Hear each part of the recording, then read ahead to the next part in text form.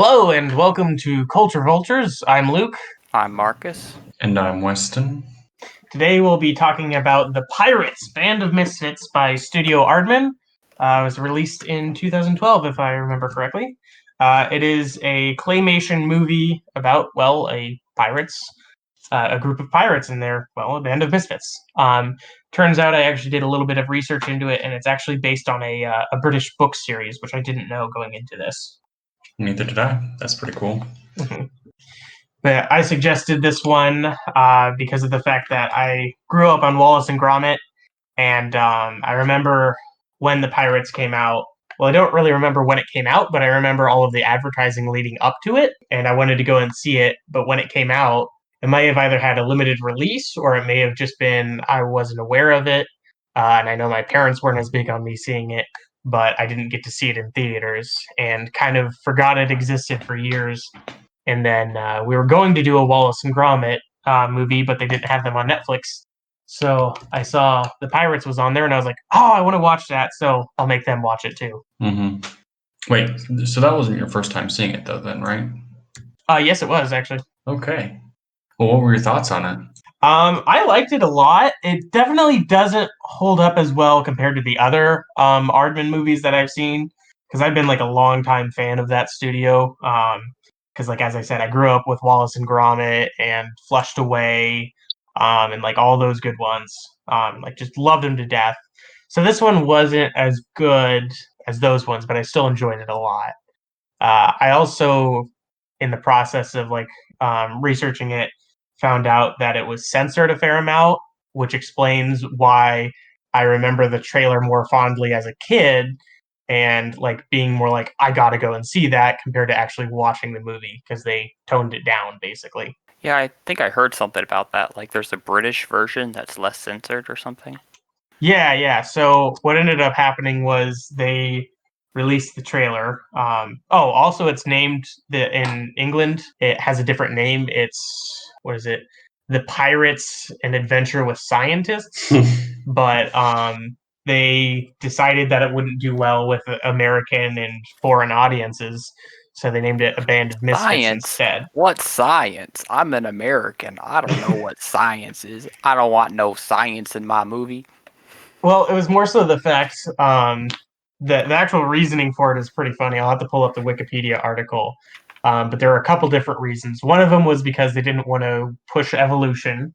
And then the other one was because in Hollywood, you don't see scientists much in movie names because it's associated with effectively like nerdy mad scientists. So you just really don't see it often at all. So one of the things that I was looking up here for the reasonings behind it is they said they're quoted as saying they didn't think the Americans would like the longer title. So basically, they were like, "Y'all are too stupid for this." Yeah, when you look up pirates, I had hard time finding anything on it. Like I was trying to verify that I was watching the right movie because the first thing that comes up are like a whole bunch of like B movies and stuff that are called Pirates this, Pirates that. Either didn't do very well or the title really didn't help it stand out. Yeah, I could be wrong, but I swear when I was a kid, the very first trailers, it was just called The Pirates, no subtitle whatsoever. And I think the reason why I didn't see it in theaters was because of that. And the reason I haven't found it since then, other than the making of this, because they just named it very poorly, and it makes sense in the UK because there's a whole well acclaimed book series entitled The Pirates, but everywhere else it's hard to find anything on it because it's just a very generic sounding name. Yep.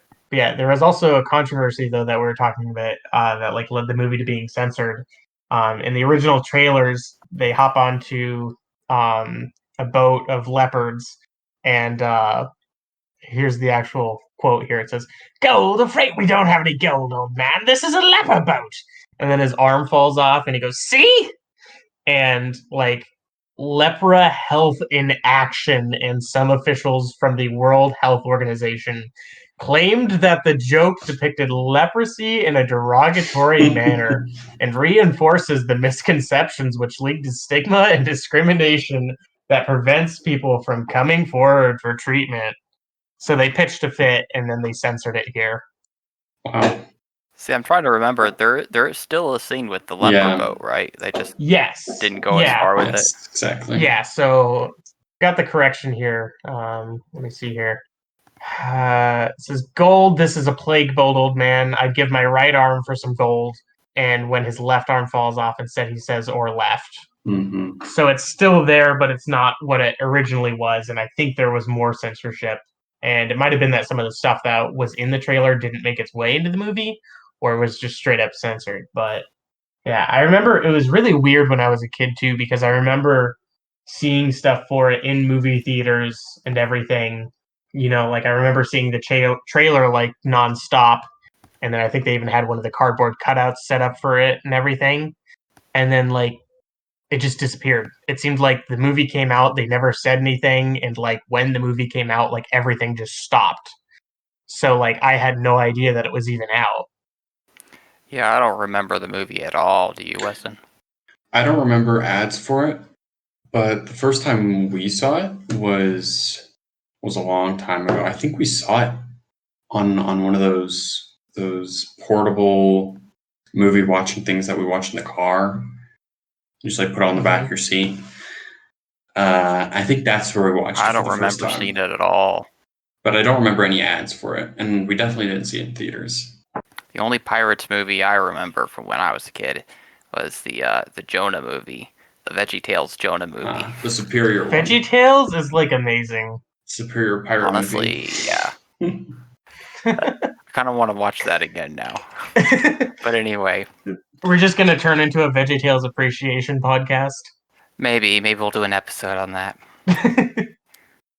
Larry Boy was amazing. See, I didn't watch that. What? I watched a few of the movies. I don't think I watched very much, honestly, because we didn't have a TV for a long time.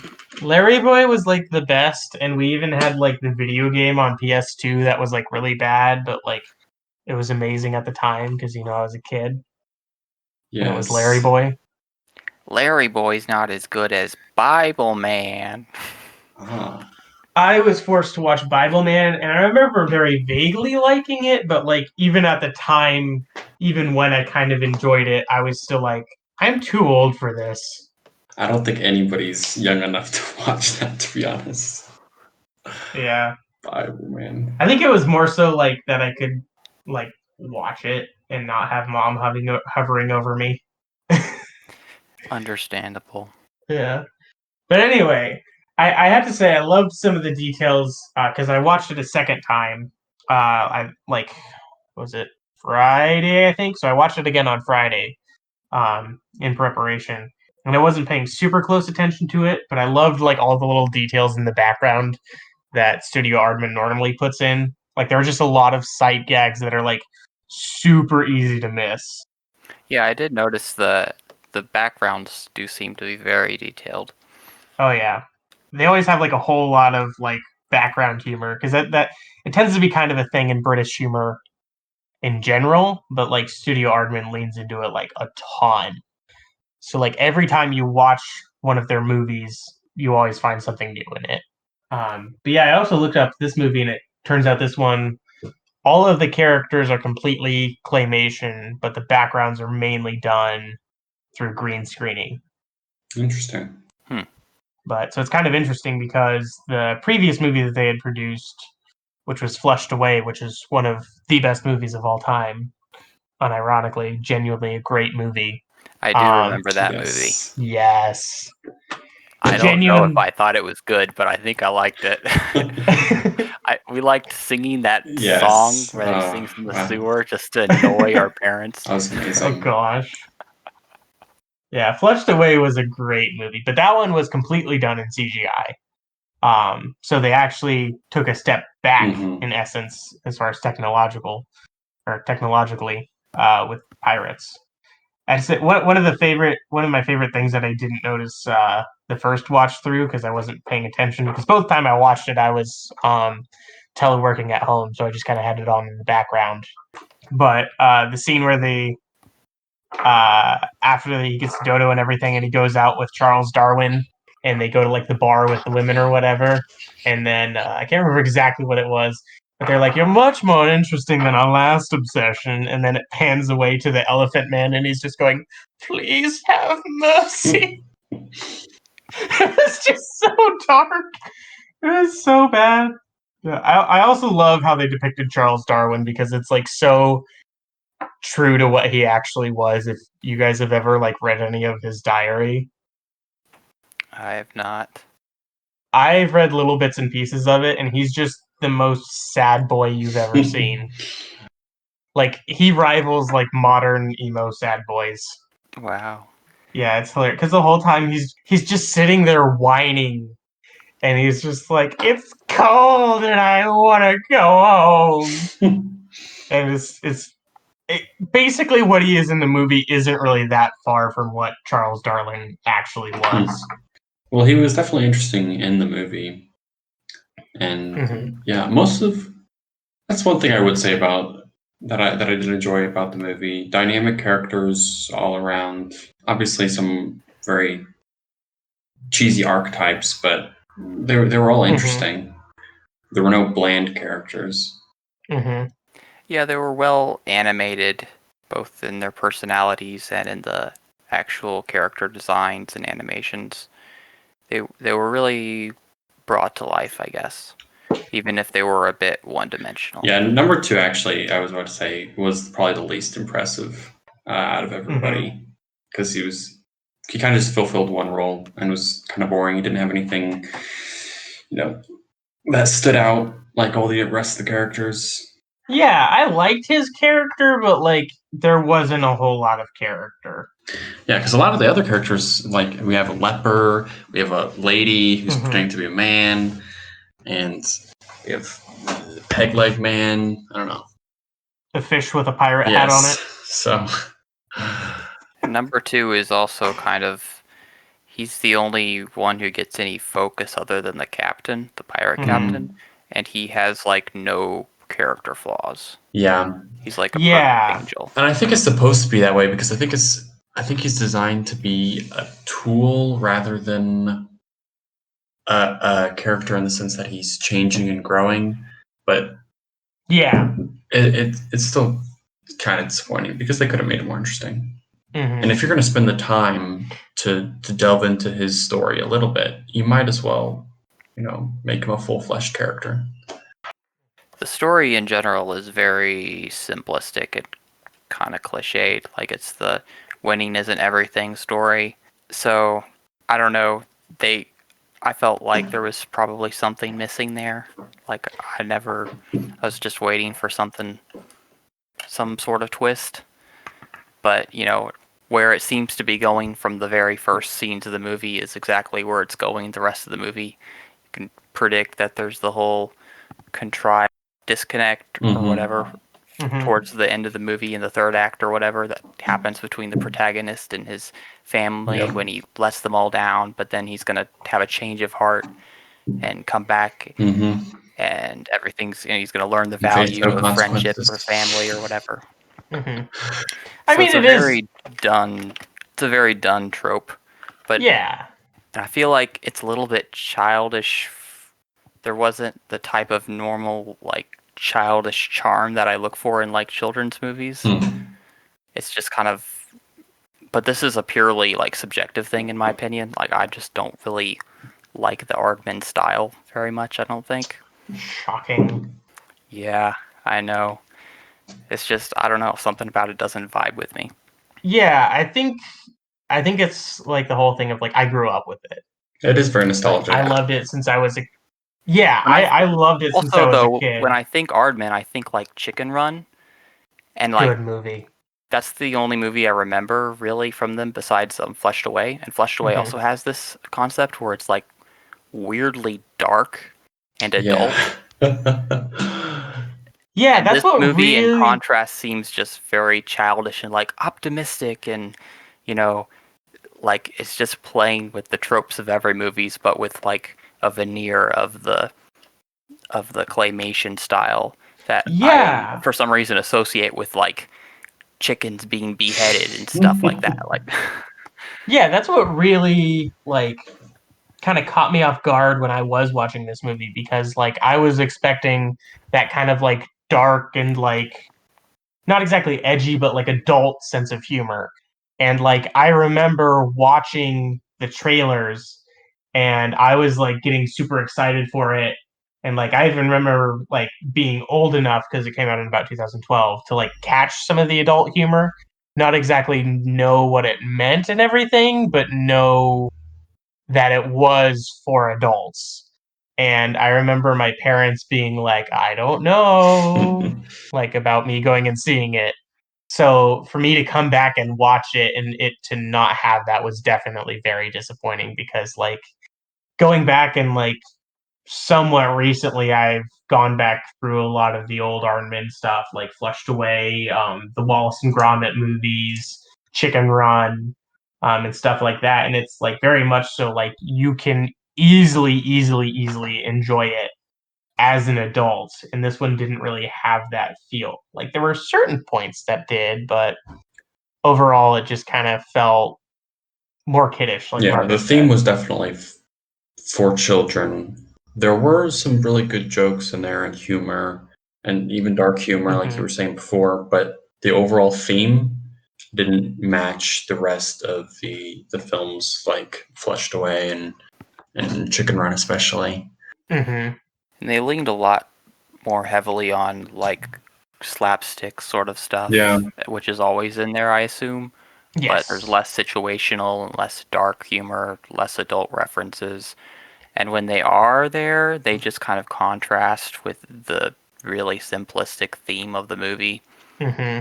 Yeah, I do feel like though, like as soon as I like looked it up and realized that it was part of a like a book series and that there was originally meant to be like a sequel and everything, it was like, oh, this makes perfect sense why it's like this Hmm. now.